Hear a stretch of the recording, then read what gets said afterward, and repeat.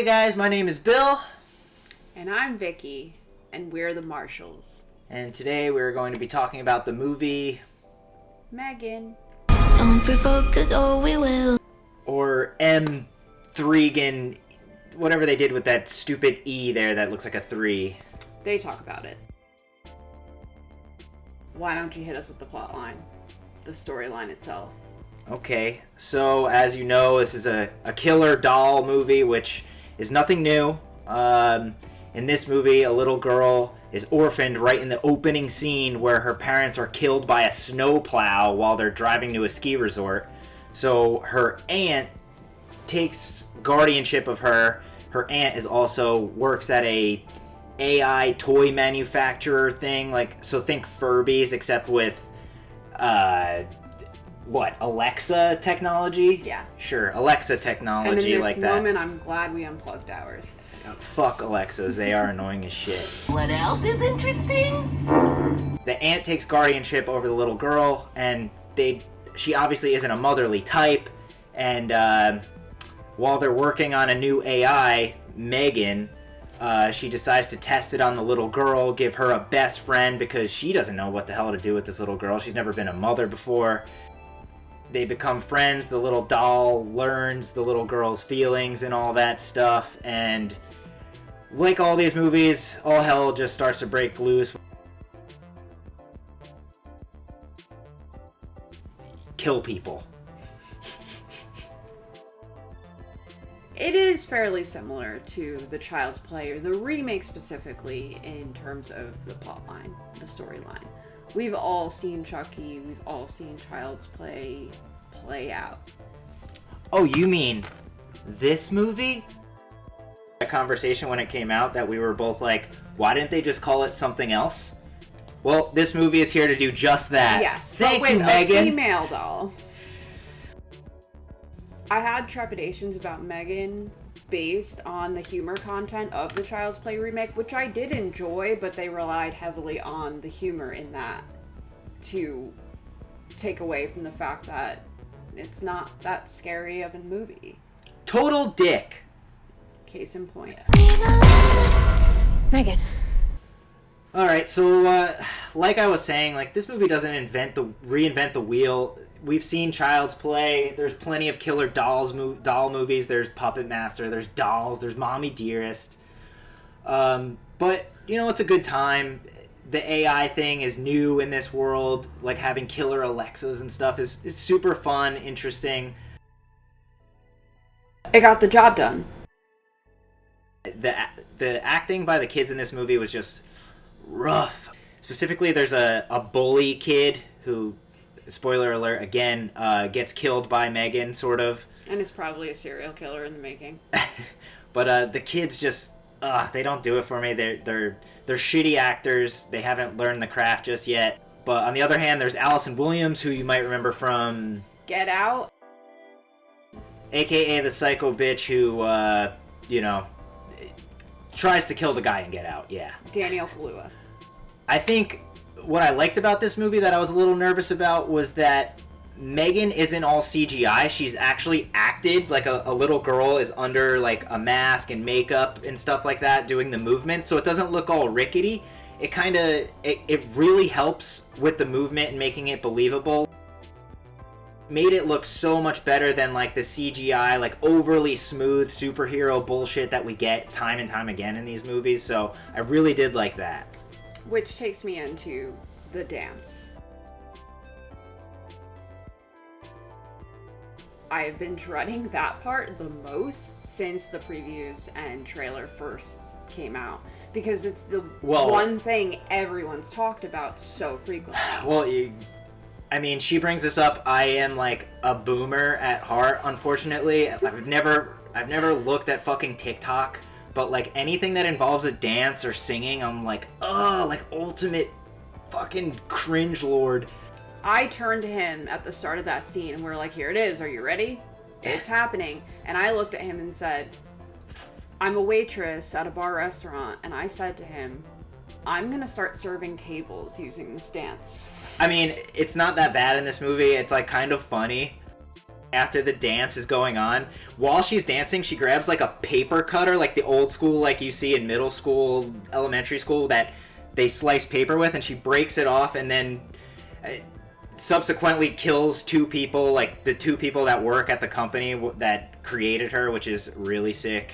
The original toy that Allison Williams' character's company designs, that she designs, is an AI style Furby type toy. Just say what it is. It's a farting Furby. It's a farting Furby. Which is really funny, by the way, and like very cool. What else is interesting? There's a couple moments like that in this movie that I liked. Same, yeah. I figure time will tell. Yeah.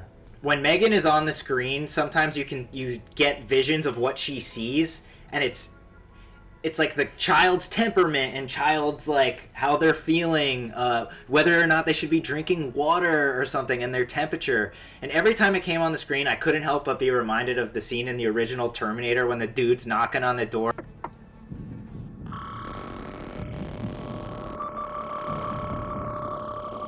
Fuck you, asshole. The director of this movie is, what the hell's his name? Gerard Johnstone, I think.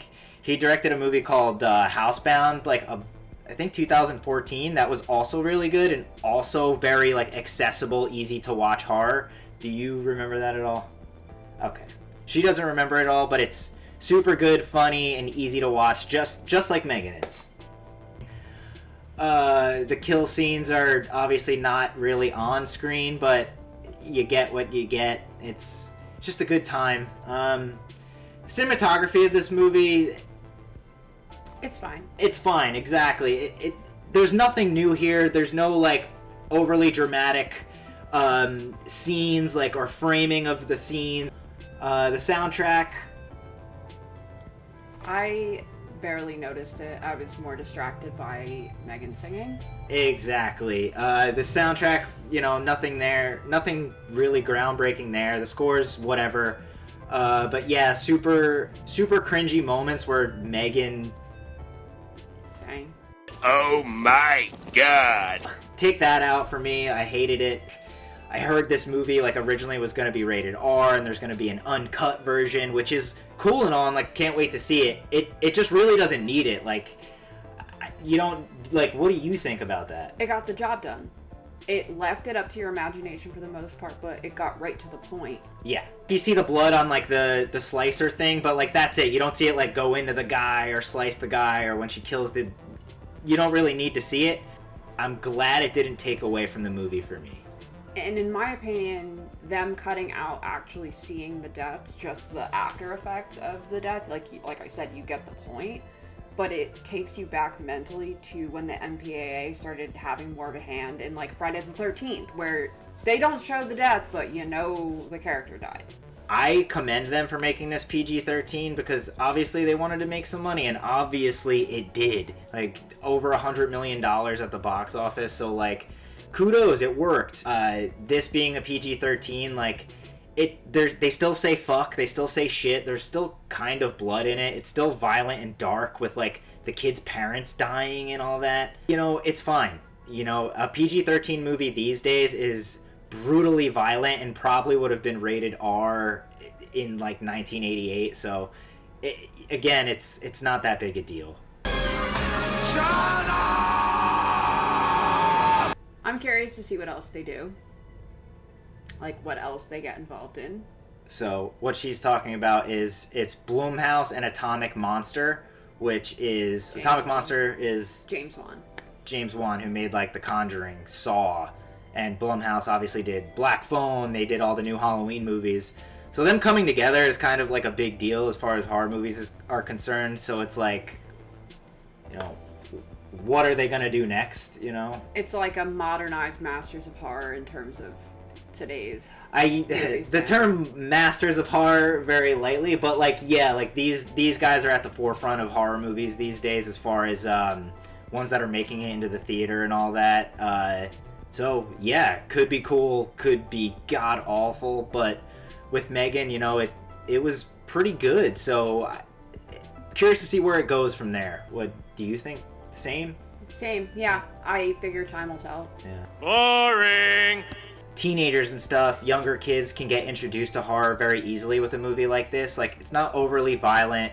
It's exactly what you expect it to be. It's a doll going crazy, not going crazy, but walking around killing people that interfere with this little girl or like cause harm to her. An animal dies, particularly dogs in horror movies die. It's almost like more heartbreaking than humans dying.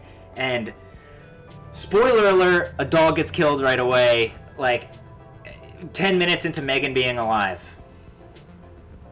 You said it, not me. Oh my god!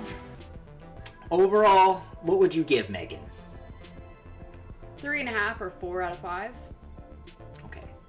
I think I'd give it probably like a 7.1 out of 10. Obviously, she does her things in 5s because she uses Letterboxd. Sorry, I don't. Yes, it's fun. I'd recommend people to check it out. It's fun, easy to watch. It's fine and fun, as a lot of YouTubers tend to say. It's not crazy.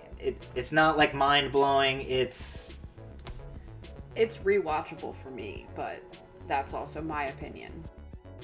It's an easy watch, even for... I have a lot of friends who don't like horror movies, and it still blows my mind. And I would recommend it. I think it would be an easy watch for them.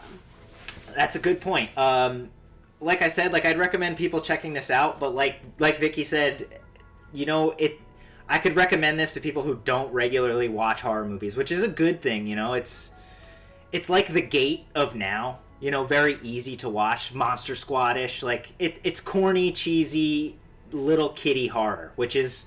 It is what it is, and I don't mind it. Alright guys, that about wraps it up. If you like this video... Like, comment, subscribe. Thanks for watching.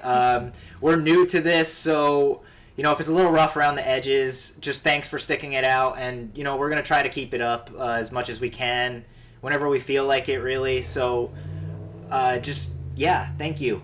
Anything else? Come back, get to know us better, and hopefully we can get to know some of you. Yeah. Thanks, guys. Stay cool. Until next time, adios.